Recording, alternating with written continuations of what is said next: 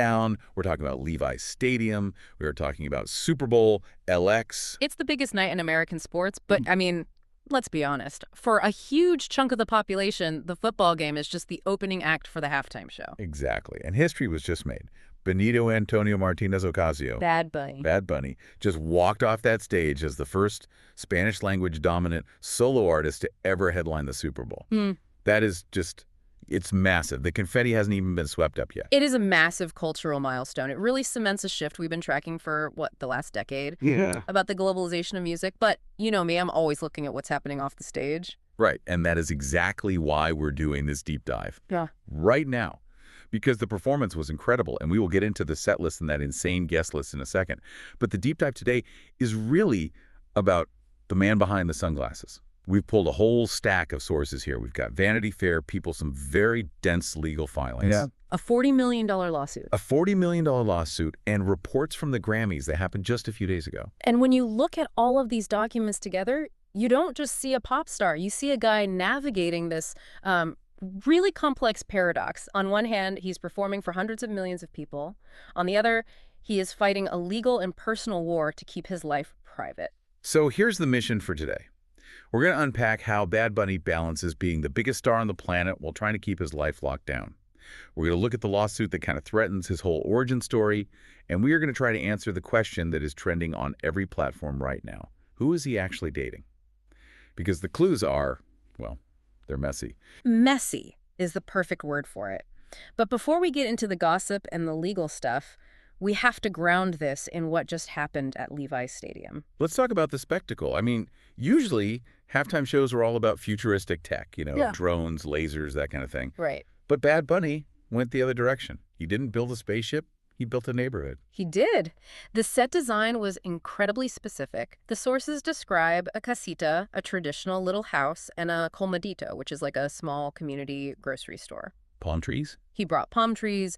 He effectively transformed a massive NFL stadium into a local Puerto Rican street corner. It felt surprisingly intimate for a show that big. And the guest list was just a flex. A total flex. You had Ricky Martin, Cardi B, Karol G. I mean, even Pedro Pascal showed up. And Lady Gaga, we have to mention that. Lady Gaga doing a reggaeton-style version of Die With a Smile. That was wild. I feel like that's going to be a meme for the rest of the year. It was entertaining, sure, but there was a moment in the show that I think really defines who Bad Bunny is as an artist, and it might have gone over some people's heads if they weren't paying close attention. You're talking about the blackout, right? During El Apagón. Exactly. El Apagón literally translates to the blackout. It's a song that directly references the power crisis in Puerto Rico, the displacement of locals, the resilience of the people. And in the middle of the most expensive advertising slot on global television, he cut the lights. See, that's bold. You have millions of dollars of production value, and you choose darkness. It's a calculated risk. He's forcing a global audience to sit, even for just a few seconds, in the reality that Puerto Ricans face constantly with their power grid. It's a protest disguised as a party. Wow. And that is his genius. He brings the colmadito and the politics to the Super Bowl. It's interesting you mention his reach, because one of the weirdest details in our research stack came from the tennis world. Could you see this? I did. It seems the ATP and WTA tours were glued to the screen. Yeah, Serena Williams is posting from her living room. Her husband, Alexis Ohanian, is tweeting about it. Then you have the partners of the tennis stars, Morgan Riddle, Paige Lorenz, all sharing support. It just shows his brand isn't just music fans. It's total cultural saturation. Right. And when you have that level of saturation, when everyone from tennis pros to your grandmother knows who you are, the demand for access to your personal life becomes voracious. And that brings us to the darker side of this deep dive. Because while he's celebrating on stage, there is a legal battle happening in the background that frames his entire career in a very different light. Yes. If we want to understand the business of Bad Bunny and his philosophy on privacy, we can't just look at his current fame. We have to go back to the beginning. We need to talk about Carliz de la Cruz Hernandez. This is the part of the story that really surprised me. I knew he had an ex, but I didn't realize how how intertwined they They were. weren't just dating, they were high school sweethearts. They were together from 2011 to 2017. They worked at a grocery store together, which, by the way, gives that Comedito set piece at the Super Bowl a whole new layer of meaning. Wow, I didn't even connect that. So the grocery store isn't just a cultural symbol, it's his actual lived history with her. Precisely. And in those early days, Carlise wasn't just the girlfriend, she was the de facto manager. She handled the invoices, she checked the contracts, she was there before the millions rolled in. They were even engaged in 2016. But then he signs with Remus Music, becomes a global supernova, and they split. That's a classic Star is Born tragedy. But it didn't end there. No. In March 2023, Carlise sued him, and the number is staggering. $40 million. 40 million. Yeah. That seems excessive for a breakup dispute, doesn't it? Yeah. What's the actual legal ground here? It centers on a voice recording. Back in 2015, she recorded a tag on her phone. Bad Bunny Baby. Oh, I know that tag. You've heard it. It's in his breakout hits like Pati and Dos Mil 16. Wait, that iconic whisper? That's her. That is Carlise. And her argument is legally fascinating. She claims she never gave consent for that recording to be used commercially. She's arguing a violation of her right of publicity. Essentially, she's saying, my voice is part of my identity. You took a piece of me, a piece of our private intimacy, and you turned it into a global brand without cutting me in. Okay. Playing devil's advocate here. Yeah. Didn't he try to pay her? I saw something in the sources about an offer. He did, and this is where it gets, frankly, insulting. The sources say that in 22 years after the songs were huge hits, his team reached out to buy the rights to the recording. They offered her $2,000. $2,000. For a tag on songs with billions of streams, that feels like a typo. It wasn't. It was likely a standard cleanup attempt by his legal team to paper over a loose end. But think about the psychology of that. You offer the woman who bagged groceries with you, who managed your first contracts, $2,000 for a voice note that helped define your career. Yeah, that is a lowball. I can see why that would trigger a $40 million response. It's not just about the money at that point. It's about the erasure of her contribution. Exactly. It highlights this tension we're going to keep seeing. Bad Bunny wants to own his narrative completely, but his narrative is built on real people, real relationships, and real heartbreak. You can't monetize your personal history and then expect the people in that history to stay silent forever. That is such a crucial point. And as of today, February 2026, that lawsuit is still pending. So this cloud is hanging over him even while he's at the Super Bowl. But let's fast forward to the present day. Because if his past is messy, his present dating life is a complete labyrinth. It really is. And this is where the privacy paradox gets even stranger. Okay, so the big question on everyone's mind post-Super Bowl, is he single? The official word from sources is believed to be currently single. Which is the standard publicist line.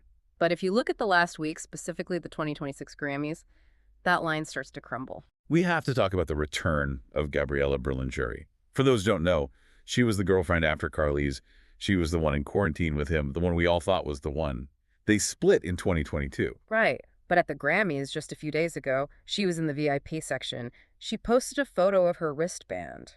Now, you generally don't invite your ex to the biggest award night of your life unless things are cordial, at the very least. But it gets deeper. The internet detectives, who, let's be honest, are better than the FBI, spotted something during his acceptance speech.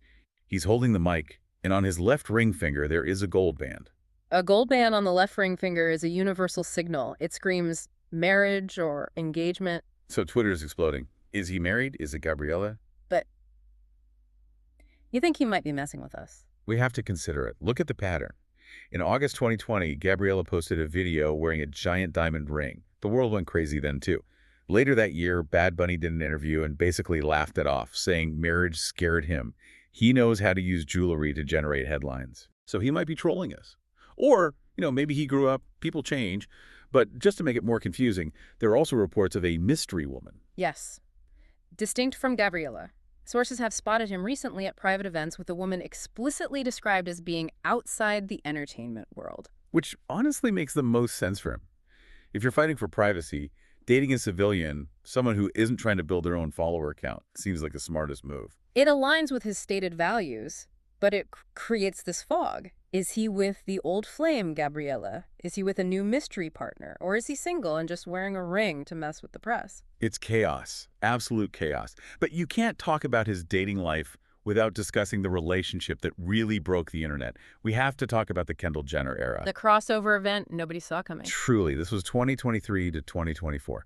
And I think for a lot of fans, this was a weird pill to swallow. You have the guy who writes songs about Puerto Rican resilience dating a Kardashian Jenner. It was a collision of brands as much as people.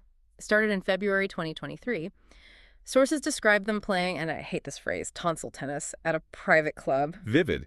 But initially, everyone thought it was a fling, right? Just having fun. Yes. Sources said Kendall found him charming and different, but then it evolved into something that looked very, well, strategic. They did a Gucci ad campaign together. Oh, that ad. They were cuddling in an airport terminal, decked out in designer gear. Which is the least realistic travel photo in history, by the way. But that felt like a business merger. It blurred the lines. And I think that's where the criticism comes in. If you claim to want privacy, why are you doing a global ad campaign with one of the most photographed women in the world? It invites the very scrutiny he complains about. And the breakup was just as public. They split, they reunited, they split again in September 2024. But my favorite detail is how we knew it was finally over. The Raya profile. Yes. Reports surfaced that Bad Bunny was back on the dating app Raya. That is the modern-day equivalent of, I don't know, burning the love letters. It's definitive. But again, notice how he handles it. He went on Saturday Night Live and did a skit referencing a viral video of himself warning a girl about mosquitoes. The implication was that the girl was Kendall. He uses humor to acknowledge the gossip without ever actually giving a statement. He controls the narrative by making it a joke, which brings us to his whole philosophy.